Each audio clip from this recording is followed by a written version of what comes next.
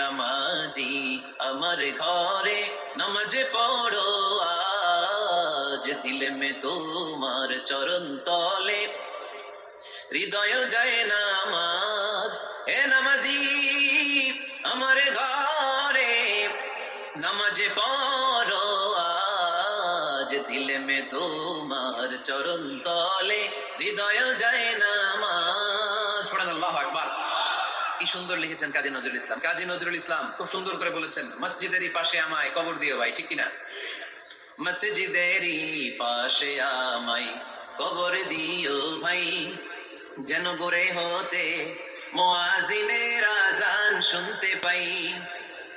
আমার গুরের পাশে দিয়ে ভাই নামাজিরা যাবে, পবিত্র সেই পায়ের ধ্বনি এ বান্দা শুনতে পাবে।